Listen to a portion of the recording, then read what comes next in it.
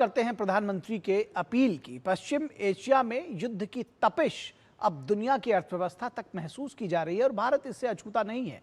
बढ़ती तेल की कीमतों और वैश्विक अनिश्चितता के बीच प्रधानमंत्री नरेंद्र मोदी ने देशवासियों से संयम और बचत की अपील की है, लेकिन राष्ट्रहित में की गई इस सलाह पर सियासत भी तेज हो गई है। विपक्ष इसे लेकर सरकार पर हमलावर है। सवाल यह कि संकट के समय संयम और अनुशासन का संदेश क्या राजनीति से ऊपर नहीं होना चाहिए? देखिए ये रिपोर्ट। पश्चिम एशिया में जारी संकट से पूरी दुनिया बुरी तरह प्रभावित हुई है। प्रधानमंत्री ने लोगों से पेट्रोल और डीजल की खपत कम करने, पब्लिक ट्रांसपोर्ट अपनाने, अनावश्यक विदेशी यात्राओं से बचने, 1 साल तक सोना न खरीदने, वर्क फ्रॉम होम अपनाने की अपील की है। हालांकि पूरे मामले में बचत की अपील पर सियासत तेज हो गई है। आप आह्वान करते, देश एक होकर आप सबको साथ लेकर चलते, विपक्ष को साथ लेकर चलते, हम साथ खड़े थे आपके, लेकिन नहीं, सारा त्याग देश करेगा। प्रधानमंत्री जी, आप क्या करेंगे? जिस तरह की चीजें आप अपील कर रहे हैं, काम नहीं मिलेगा लोगों को। वैसे ही लगभग बंदी के हालात है।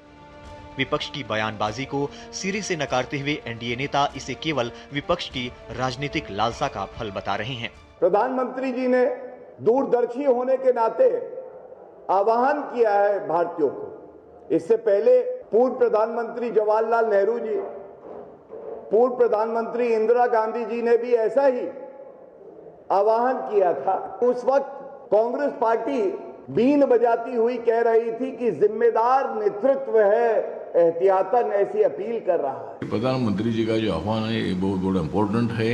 ये आह्वान उन्होंने बहुत अच्छा किया है और सभी लोगों ने इसमें राजनीति करने की आवश्यकता नहीं है। पूरे 1 वर्ष में जिन क्षेत्रों में संयम बरतने की सलाह प्रधानमंत्री जी ने दी है, सबको करना चाहिए। और बयानों से अगर आप एक अंतर्राष्ट्रीय संकट को टाल सकते हैं तो कांग्रेस की मर्जी है, वो बयान देता है। इस सबके बीच केंद्रीय पेट्रोलियम और प्राकृतिक गैस मंत्री हरदीप सिंह पुरी ने साफ कहा कि देश में किसी भी पेट्रोलियम उत्पाद की कोई कमी नहीं है और फिलहाल भारत के पास 60 दिनों का कच्चा तेल, 60 दिनों की एलएनजी और 45 दिनों का एलपीजी भंडार उपलब्ध है। उन्होंने कहा कि इस दौरान कई सारे देशों में तेल के दाम व उपलब्धता को लेकर उतार चढ़ाव आए, लेकिन भारत में कोई असर नहीं पड़ा। हालांकि केंद्रीय मंत्री ने कहा कि तेल भंडारण के पारंपरिक तरीके अब पर्याप्त नहीं हैं और अब समय आ गया है कि जब भारत को अपने तेल भंडारण को बढ़ाने की जरूरत है। We have 60 days of crude, which is the maximum we need. We have 60 days of LNG and we have 45 days of LPG. So there's no problem on the supply side. Paschim Asia में जारी युद्ध का असर अब केवल कुछ sectors पर ही सीमित नहीं रहा है। कच्चे तेल की कीमतों में लगातार बढ़ोतरी और ऊर्जा आपूर्ति को लेकर बढ़ती चिंता के बीच भारत सरकार भी अब पूरी तरह सतर्क है। पीएम की अपील को सरकार मध्य पूर्व में संकट के बीच सामूहिक जिम्मेदारी और लॉन्ग टर्म एनर्जी सिक्योरिटी की दिशा में कदम बता रही है। आंकड़ों की बात करें तो क्रूड की कीमत $103 प्रति बैरल के पार पहुंच गई है, जबकि युद्ध शुरू होने से पहले ये करीब $72 थी।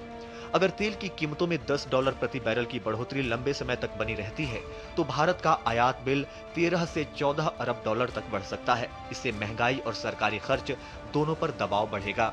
भारत अपनी जरूरत का करीब 85% तेल विदेशों से ही खरीदता है और इसके लिए हमें बहुत ज्यादा डॉलर खर्च करने पड़ रहे हैं।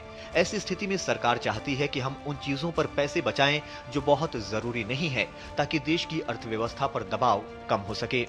2025-26 में लगभग 71.98 अरब डॉलर, करीब 6.4 लाख करोड़ रुपए का सोना आयात किया गया।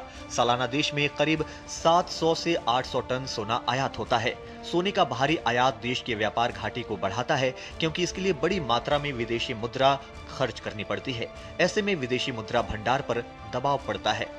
प्रधानमंत्री ने इसे एक नैतिक अपील की तरह लोगों के सामने रखा है। उन्होंने जनता से इसे एक देश सेवा के रूप में देखने को कहा है। विशेषज्ञ इसे एक दूरदर्शी संतुलित कदम के तौर पर देख रहे हैं। Bureau report, DD news.